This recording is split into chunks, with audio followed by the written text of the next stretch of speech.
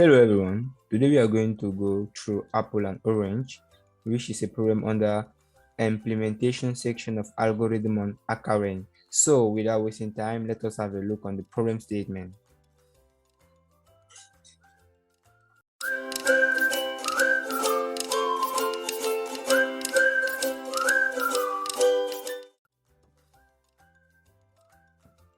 Okay, so here's the problem statement.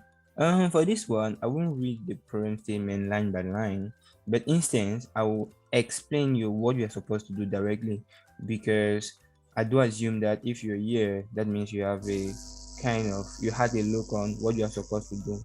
So let me remind you what you are supposed to do here.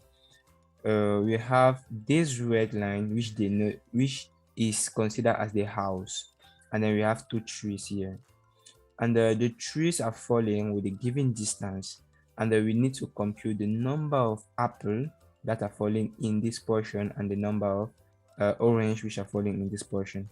And what do we have as input? We have s and t here in our function that denote the starting point and the ending point of this red portion. We have a and b, which denote the position of the tree A and the position of the tree B. And then we have an array of apple and an array of orange, which denote the distance where the fruit falls from the starting point or from the tree point. Now let us have some example and see what we are supposed to do. Let's say this one, for instance, we have 3 apples, right? We have 3 apples. The first apple for -2 from the starting point. So the apple fall exactly at the position 5 minus 2, which is 3. Why 5 minus 2? 5 minus 2 because 5 is the starting point of the apple. Is the I would say the position of the tree. And for the second one, it fall at position. It fall 2. I would say 2 units from the start from the tree. So the distance is 5 plus 2. So basically you can see how you can organize yourself to compute the distance, to find exactly the distance where the fruit is. Now once you have the distance, you now have to check if the distance is between s and t. If it is between s and t, then it is on the red portion, and then we consider it as a solution. So one thing that you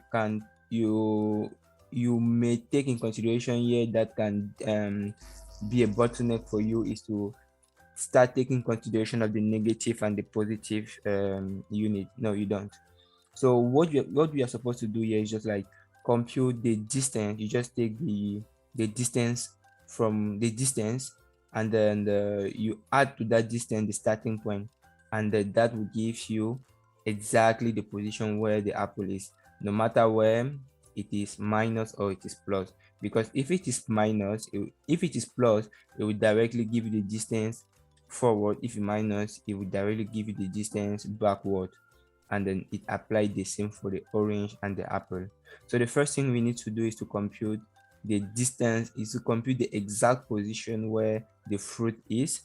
And then once we have that element, now we can move to evaluate if that position is actually in this line. So without wasting time, let us implement what we just described. So we are going to have I would say orange. I will say orange. I will start at 0, and I will say apple. I will start at 0. This represents my answer.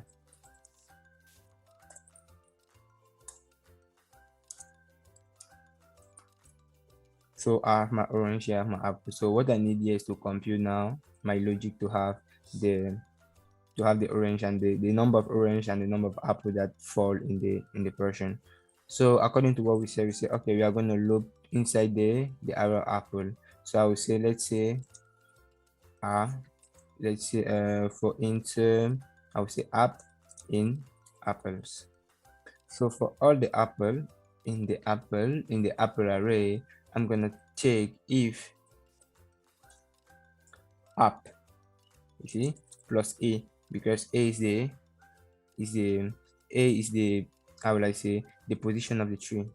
if the position, if the distance plus the position of the tree is actually greater or equal to s, and if the plus the position of the tree is actually less or equal to t, then it is on the red portion, right? So I'm gonna do the same for the orange. So I'm gonna say oranges, sorry, typo, oranges.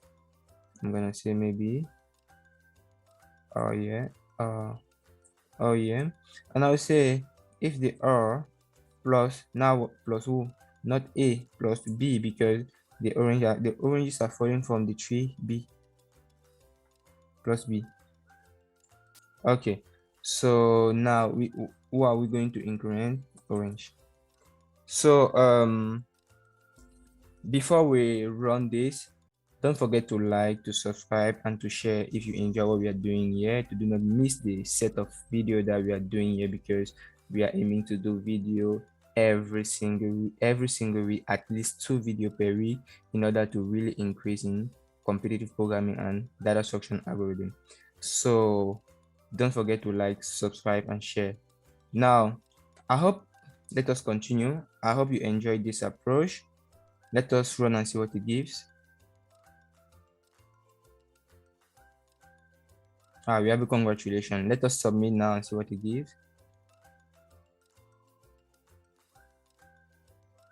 We have everything green. So yeah, this was my approach of solving this. I hope you didn't fall in the trap of trying to compute if it's negative, if it's positive, because that was something maybe if you are a beginner you may fall into. So give me your feedback on how you see this, how you enjoy this, how you thought of solving this, and how you finally solve it. So see you on the next video. Ciao.